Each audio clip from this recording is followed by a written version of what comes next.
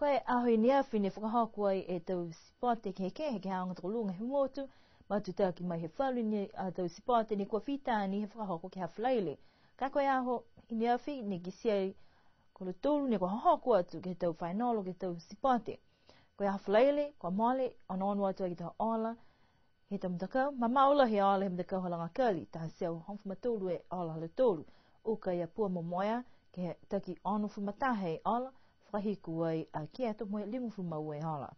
Koe pungi ni awhi ne sivia ki te fuleni kau tua ia moea ua ki a pua tu tolu ke langakali me whahiku aki a kia to. Koe tau pui tuwhi whakamua koe maila aia koe ki sila he tau malolo mai he mtakau hapua. Ke tau whanu whiwhine moua osi he mtakau hapua e tau tutuanga.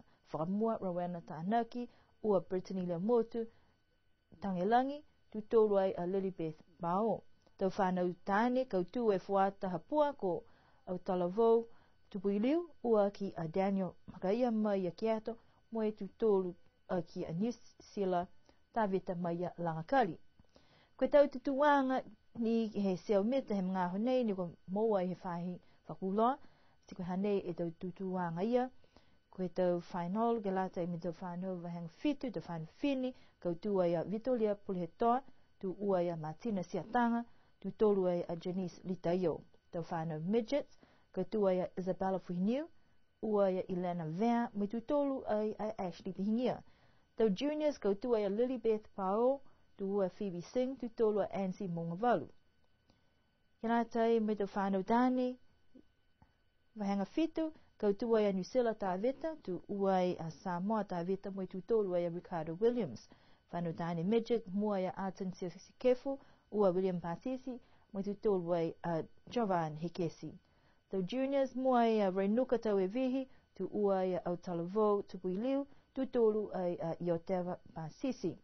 Whanau whiwhine intermediate, tu taha ai a Liline Marcy, tu ua ai a Brittany Leomotu, tu tolu ai a Tamara Mautama. Tau whanau whiwhine lalahi, kau tu ai a Denise Bingia, tu ua ai a Micah Fuiniu, tu tolu ai a Makaiva Tānaki.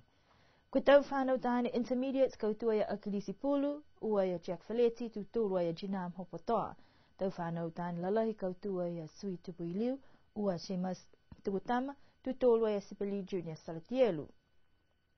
Ke lata mai heptathlon, ke lata mai tau whanau whiwhine kau tu ai a Hingano Lufoli, tu ua ai a Rowena Tānaki, mai tu tolu ai a Zita Enetama.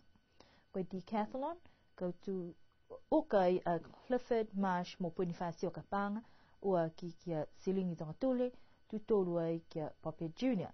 Ko ia tamdani he tau seniors ko Clayton Vidiamu, ko tau whanau whiwhine kau tu ai a Maika Fuhiniu, ko tau ola katoa toa mo tau tutuanga kau tu ai a Langakari whasiau hongfu mawale ola tu ua ia pua tolu seo mo tolu mfu mawhai ola tu tolu ai a moea ua seo walu mfu mahive ola mo tu whai a kieto ua seo whau mahiva e ola.